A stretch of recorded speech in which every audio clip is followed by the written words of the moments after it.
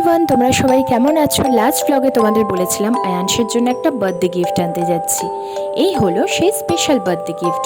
অনেক দিন ধরেই খুব পাখি পাখি করছিল, তো ভাবলাম দুটো পাখি এনে দিই, দেখি তো কেমন হয় ওর রিয়াকশান। তো ও তো ভীষণ হ্যাপি হয়েছিল, ওর সাথে সাথে আমরাও খুব হ্যাপি হয়েছিলাম। রোজ সকালে উঠে দেখবে ওদের সাথে খেলবে, মনটাও খুব ভালো হয়ে যাবে।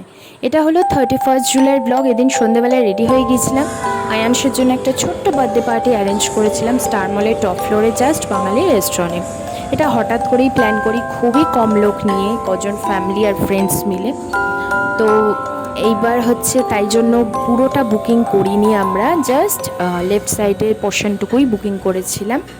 তো আমরা 7:30টার মধ্যে পৌঁছে গেছিলাম। তার আগেও আমার শ্বশুর শাশুড়ি ননদ ওরা চলে এসেছিলো।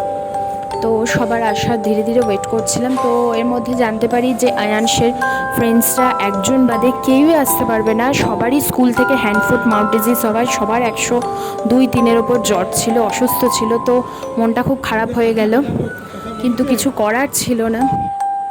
তো একজন ফ্রেন্ডেরই ওয়েট করছিলাম যে সে আসবে, তারপর কেক কাটিং হবে। এর মধ্যে আয়ানস খুব খেললো মন খুলে।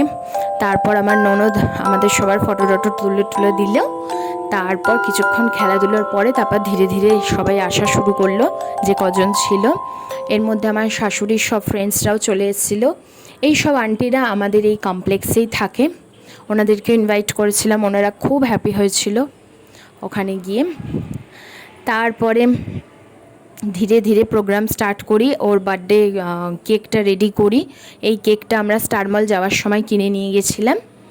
তারপর আয়ানসের ফ্রেন্ড চলে আসে, আসার পর তারপর সবাই এক জায়গায় হলাম। এই হলো আয়ানসের ফ্রেন্ড আরোহণ, এটা ওর মা লাভলি, ও আমার ফ্রেন্ড, আর এটা ওর দিদি। ওরা যেই আসলো তারপর সবাই এক জায়গায় হলাম যে এবার কেক কাটিং শুরু হোক। আর আয়ানস তো এই ফার্স্ট টাইম ফ্রেন্ডের সাথে কেক কাট করলো, খুব হ্যাপি হয়েছিল। তো আর তার উপর আবার পরপর 2 দিন ও না ভাবছিল কখন কেকটা কাট করবে। তা যাই হোক, তারপর ধীরে ধীরে জিতের সব ফ্রেন্ডসরা আসলো। আর জিতের ফ্রেন্ডস মানে ওরা আমারও ফ্রেন্ড প্রথম থেকেই, তো ওদেরই ওয়েট করছিলাম যে ওরা আসবে, তারপর আমি আর জিত ডিনার করব। তারপর ওরা আসলো, তারপর আমরা একসাথে সব ফ্রেন্ডসরা মিলে ডিনার শুরু করলাম। সব কিছুই ঠিকভাবে হয়েছিল, বাট তার মধ্যে একটা মন খারাপ ছিল যে আমার মা বাবা আসতে পারেনি। বাবার শরীরটা সেদিন হঠাৎ করে খুব খারাপ হয়ে যায়। প্রথম দিন আসতে পারেনি, ভেবেছিলাম দ্বিতীয় দিন আসবে, বাট সেদিনও আসতে পারলো না। মানে মনটা এত খারাপ হয়ে গিয়েছিলো, বারবার করে ভিডিও কল করে করে দেখাচ্ছিলাম বাবা মাকে। তো যাই হোক, আর আমার দিদিরা আগে থেকেই বলে দিয়েছিল আসতে পারবে না। আমার বড় বোনজির সামনে এইচএস এক্সাম, পড়ার চাপ ছিল, তাই আসতে পারিনি। আর হচ্ছে যে আমার ফ্রেন্ডরা মানে আয়ানসের ফ্রেন্ডের মারা, ওদের বাচ্চারা অসুস্থ থাকা, ওরাও আসতে পারেনি।